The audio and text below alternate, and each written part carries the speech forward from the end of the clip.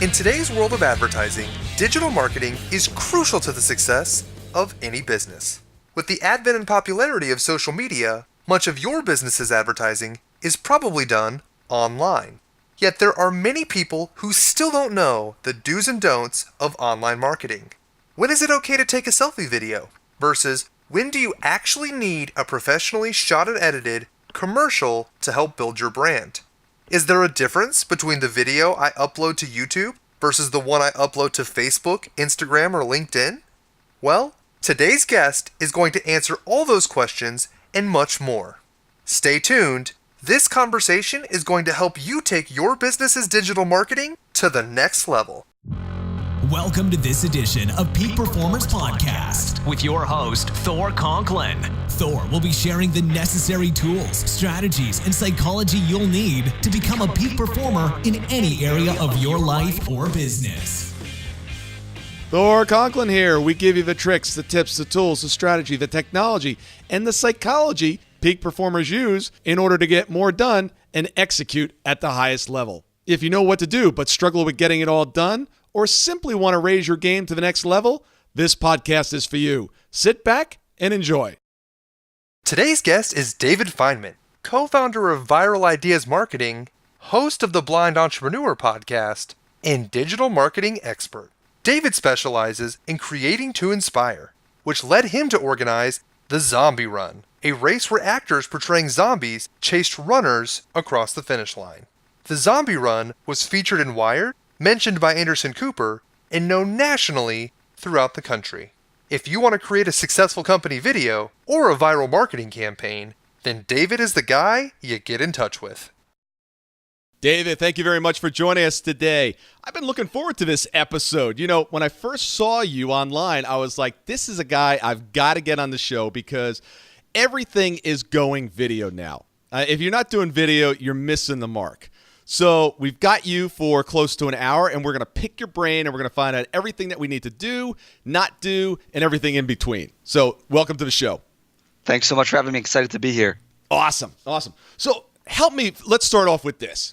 Video. We all know that that's the way marketing is going, but you see so many different types of video, one of it professionally done like you do, and others are just kind of with the cell phone, kind of doing the selfie thing. What mistakes do business owners make when considering how to go in video?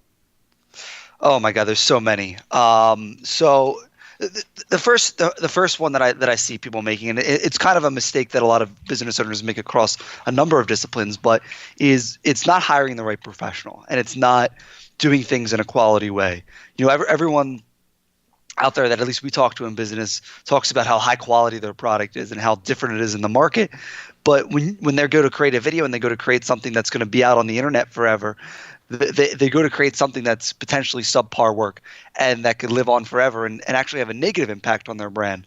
So one of the biggest mistakes I do see is kind of people skimping on quality or not doing things in a proper way that allows for a marketing message to actually be spread.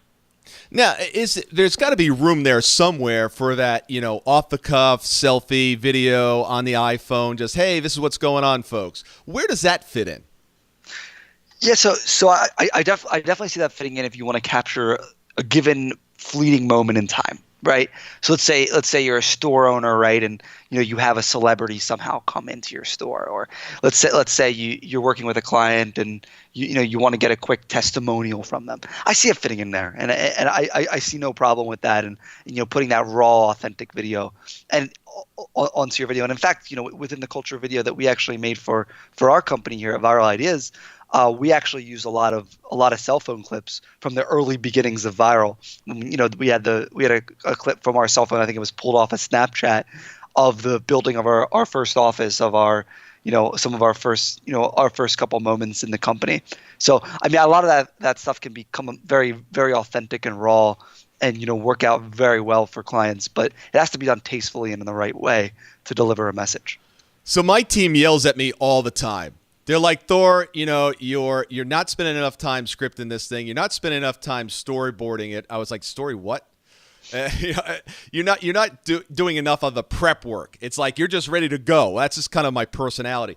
Bring us through the steps. I know you've got to first start with the brainstorming, right? Let's figure out where we're trying to go with this. Let's go through the various steps and some of the things that we need to look for and some of the things that we want to avoid.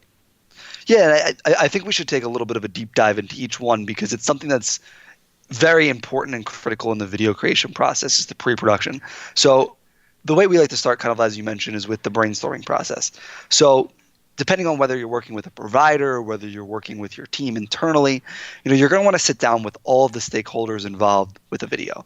Because a lot of times what happens is, you might get through the entire production process of a video, create something, and then someone in the sales team says, oh, we missed this one point, or, oh, when people buy, they think about this. And you miss that because you didn't brainstorm properly, or you didn't sit down with the team and figure out what are the key elements to the video. And a real brainstorming process will flush that out. And involves many people, I take it. Exactly. It involves key stakeholders. It involves the marketers. It involves people, the creative script writers. It involves the videographer and cinematographer. So essentially, when you're in that brainstorming meeting, you're fleshing out what are the key differentiators. What's the message we want to get across in this video? How are we going to deliver that message? Is it going to be through an animated video? Is it going to be through a production video? What is the shape and form of that actual video? And what are the key messages, and how do people actually buy this product is a question that people ask. And how can we get in their heads with a video that could potentially do really well on social media or YouTube or even Instagram? That's really the first phase in the pre-production process. Two questions here. One is there a different type of video that you want to have on each of the platforms? Is a YouTube one different than a Snapchat or a Facebook or a LinkedIn? Absolutely. So each one has their own little idiosyncrasies, and without getting into too much detail, you really need to operate within the platform that you're in. And there's certain different details within each one and different trends that you'll notice. So it's important that prior to creating your video, if you're working with an expert or even if you're doing it in house, to take a look at the end platform that you're going to put it on. And if you're doing one for Facebook or YouTube or Instagram, you might want to do three different cuts or three different treatments of the actual video for each individual distinctive platform, so that each one's cut in a certain way that allows it to perform in the best possible way for each platform. Give us a 30,000-foot view of some of the differences. Yeah, sure. So Facebook is more of really a social networking tool. People want to see pictures of their friends. They're looking to connect with people. It's become a huge messaging platform, with Messenger becoming its own app. So when people are on there, they're really on there for a form of escapism, right? So they're on there to kind of escape reality, go into Facebook world, and view a video. So one of the key KPIs that we like to drive when we're making Facebook videos is create a form of a share. And a share will allow someone to say, oh, I connected with this video, right? And I connected with this brand. And I'm interested in at least this video within this brand, and it creates a large amount of brand awareness, and it has that viral effect.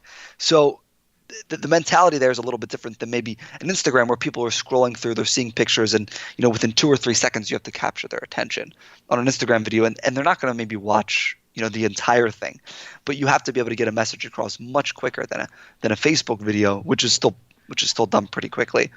With a YouTube video, YouTube operates more as from my perspective as a TV network. People are sitting down and they're watching episodes of something on a YouTube channel.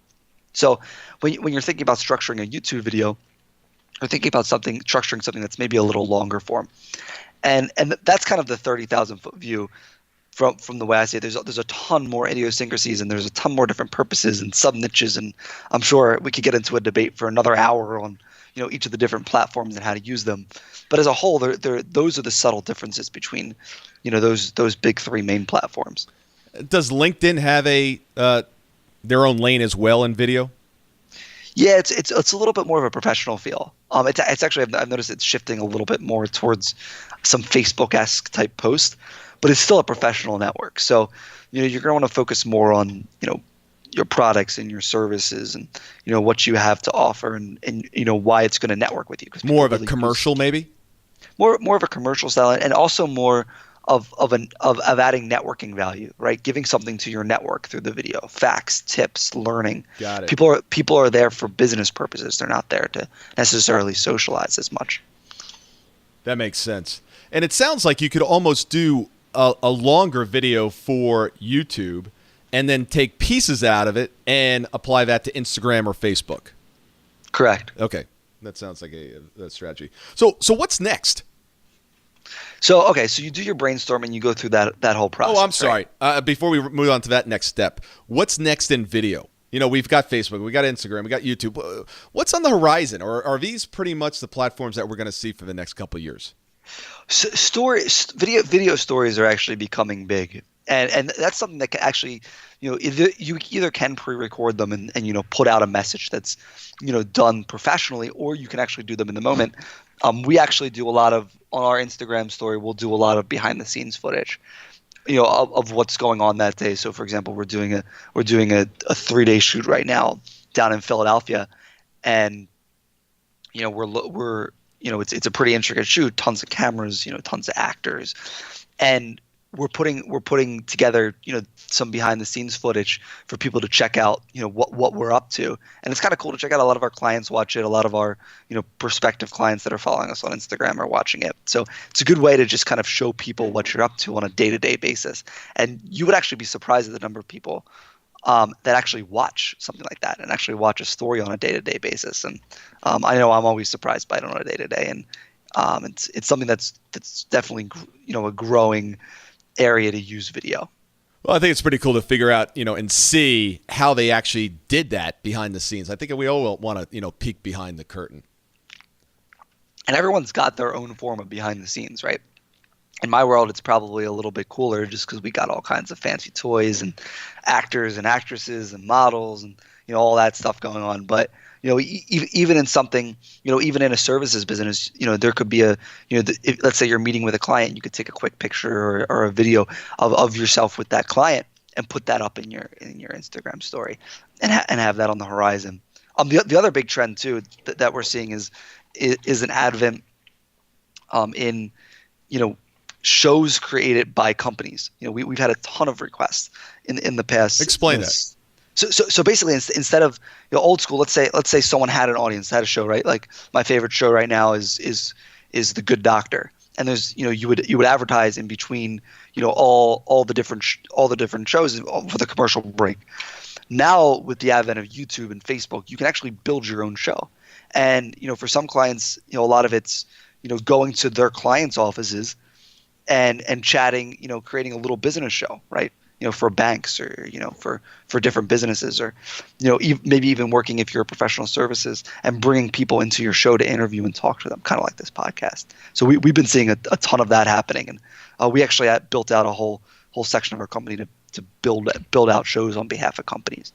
That's fascinating. It was funny because when you were talking about the brainstorming and bringing that entire team together, the one thing that I think so many entrepreneurs and business owners miss is some of the people that you want in that room are actually the people you're selling to. Because as brilliant as your team is thinking what the client really wants, so often we never ask the client, what do you want? So bring them into the process of that brainstorming meeting. Exactly. All right, so step 2, viral ideas brainstorming meeting. I guess that's kind of connected, or is that a different step than the actual brainstorming? So that's definitely a little bit different. So the brainstorming happens first, then you go into scripting and storyboarding, and this is kind of what your team was telling you about. That's very, very important for any shoot.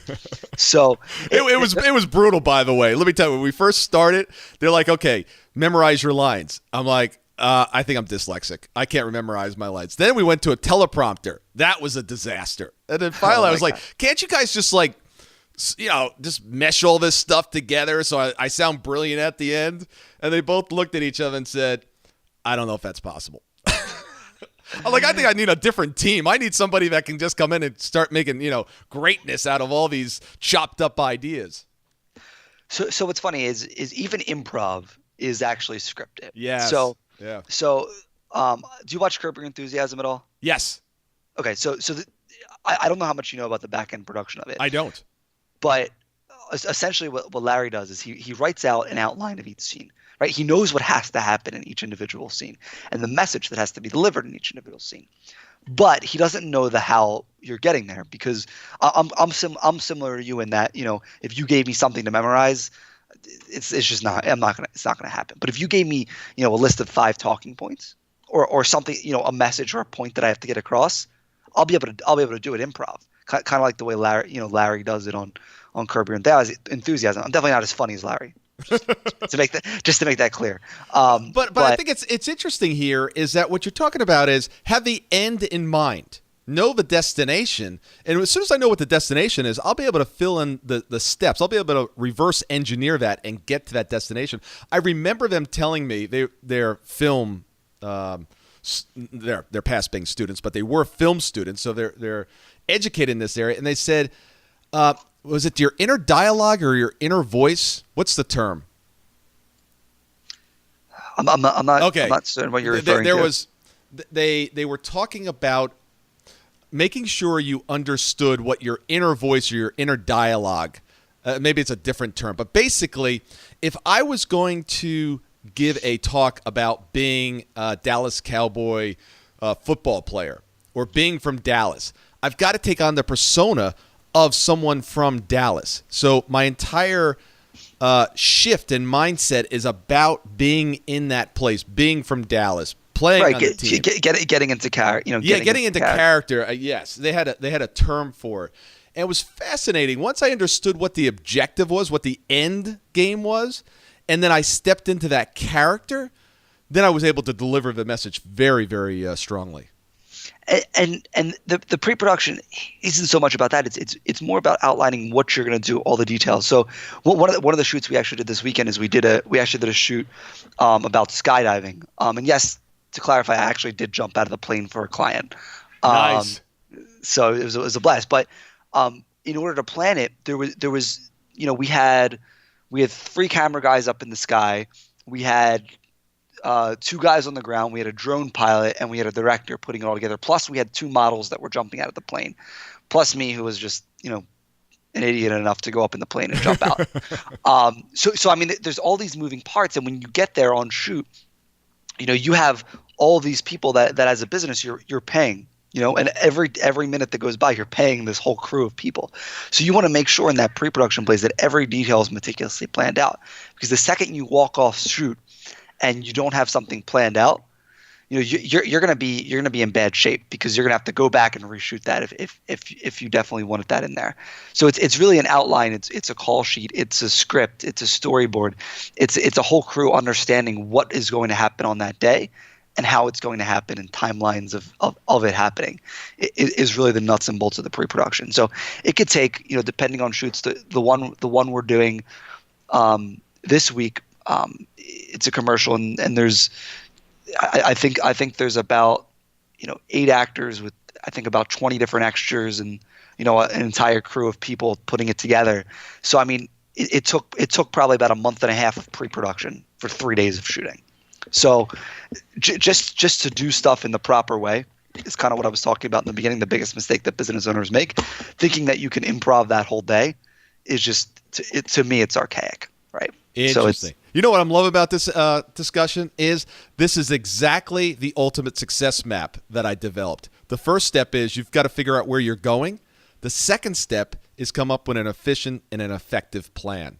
And so often business owners skip to the last piece. Is like they start acting, right? They start going, and all of a sudden they find themselves going in the wrong direction. So keep going. I'm really fascinated to know how many of these things actually track the ultimate success map. So keep going. Bring us to the next step. Yeah. So you made your script, you made your storyboard, you've gone through the pre-planning, you've gone through the brainstorming. Now it's time to actually film. So this involves making sure that you have the proper equipment, the proper tools for the job, making sure that if you have actors, are they set up properly? If you're recording, a lot of times we go into corporations and we're actually recording with the CEO, CTO, and even potentially employees or customers. And they're not trained actors, so I'll get to that, how we deal with that in a second. but making sure that whole day is coordinated, and then finally going in and actually, directing and recording. And that's kind of where a lot of the real magic happens, right? So you can't just hand over that plan that you put together to anyone. You have to hand it over to someone who really knows the intricacies. So I'll give you an example. Over the fear of jumping out of a plane and public speaking, a greater fear for people is being on camera. And a lot of people, despite the fact that people have cell phone cameras, the second you put some bright lights and a fancy camera in their face, they freeze up. So what we like to do is we always like to warm people up to the camera, have them talk about their family, have them talk about their kids. One of my favorite clients got really nervous before a shoot and started taking a few shots, and all of a sudden he was fine. So, it's really about getting everyone comfortable on set, and then going into, having them deliver what they need to deliver and get the message across. So you fed him alcohol before the event? His choice, not mine. Okay, good. I didn't know if it was like photo shoots or, shots of alcohol. All right. Interesting. So what other tips do you have for someone? I love that tip, by the way. Forget about the script right now. Start talking about your family. Start talking about other things to get warmed up to it. I love that idea. What else do you give people that are not professional actors or actresses? Besides the use of alcohol, and besides talking about your family and kids, we try to have a conversation with you beforehand. And we always joke with people, oh, just pretend like the camera's not there. Well, the truth of the matter is it is there, and we're behind it, and we're trying to get the best out of you as professionals. And anyone that's in video, anyone that's in video production just wants to get the best out of someone, whether they're an actor or not, right? So the whole idea is,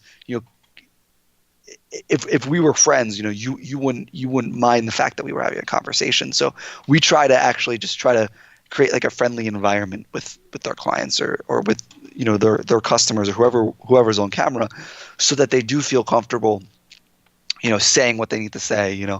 Messing up a few times, that's perfectly fine. If we have to do 10 takes, we do 10 takes. Whatever it might take to actually get the best result out of a client. Thank you so much for listening today. I really do appreciate your time, and I hope you found today's show valuable. If you would like to receive these shows automatically to your phone or to your computer, simply go to iTunes and subscribe. After listening to several of the shows, if you're so inclined, please leave us a 5-star rating, as this helps us reach additional people and spread the message.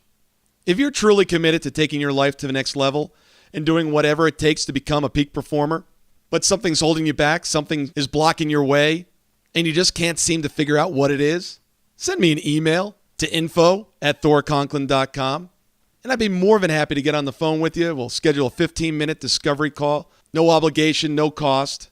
I absolutely love to hear from the listeners, and if there's something I can do to help, I'd be more than happy to do that. Also, if you found something of great interest in today's show and you want to share that with your friends and family, simply go to my Facebook page, Thor Conklin, click on the episode, hit the share button, and share it on your page. You can follow me at Twitter at Thor Conklin. The website is thorconklin.com. We're constantly adding new free resources, discussing additional tricks, tips, tools, and strategies on how to be a peak performer. Remember, I try to keep these episodes short so you can listen to them during dot time, doing other things, commuting, driving, walking, working out. Decide to be a peak performer in all that you do. And until tomorrow, have an absolutely amazing day.